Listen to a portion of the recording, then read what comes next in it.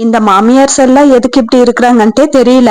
அவங்கதான் தேடி தேடி அவங்க பையனுக்கு கல்யாணம் பண்ணணும் அப்படின்னு சொல்லிட்டு வலை வீசி ஒரு நல்ல பொண்ணா, லட்சணமான பொண்ணா வேணும் அப்படின்னு சொல்லிட்டு கோயில் கோயிலா சுத்தி ஒரு நல்ல பொண்ணா தேடி அவங்க பையனுக்கு கல்யாணம் பண்ணி வைப்பாங்களா? கல்யாணம் பண்ண மறுநாள்ல இருந்தே ஸ்டார்ட் பண்ணிடுவாங்க. உன் பொண்டாட்டி இப்படி பண்ணிச்சு, உன் பொண்டாட்டி அப்படி பண்ணிச்சு, உன் பொண்டாட்டிக்கு மதிக்கவே தெரியல, நீ ஏதாச்சும் கேக்குறியா, எங்களை ஏதாச்சும் கண்டுக்கிறியா, நீதான் கல்யாணம் ஆனதுல இருந்து உன் பொண்டாட்டி பின்னாடியே சுத்திட்டு இருக்கிறியே, நீ எங்க கேட்க போற அப்படின்னு சொல்லிட்டு ஸ்டார்ட் பண்ணிடுவாங்க. தெரியாம தான் கேக்குறா, நீங்க தான் எல்லாம் பார்த்து பார்த்து செய்வீங்களா?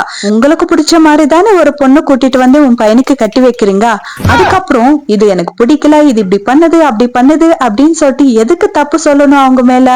கொஞ்சம் அட்ஜஸ்ட் பண்ணி வாழலாமே. மருமகளுக்கு மட்டும் சொல்றது, நீ இப்படிதான் அட்ஜஸ்ட் பண்ணி வாழணும், அப்படிதான் அட்ஜஸ்ட் பண்ணி வாழணும், வீட்டுல இப்படிதான் ரூல்ஸ் எல்லாம் ஃபாலோ பண்ணணும் அப்படின்னு சொல்லிட்டு. என்னன்னா இவங்களது ஒரு பெரிய ராஜ பரம்பரை, ரூல்ஸ் வேற இல்ல. வேற வீட்டுல இருந்து நம்ம வீட்டுக்கு ஒரு பொண்ணு வருதுன்னா அது அட்ஜஸ்ட் ஆகிறதுக்கு ரொம்ப நேரம் டைம் எடுக்கும். அது வரைக்கும் அவங்கள காமா அப்படியே விட்டுட்டாலே அவங்களே சரியாயிடுவாங்க. அது இல்லாம மறுநாள்ல இருந்து ஸ்டார்ட் பண்ணா அவங்களும் உங்களை போட்டு மிதிச்சுட்டே இருப்பாங்க. என்ன நான்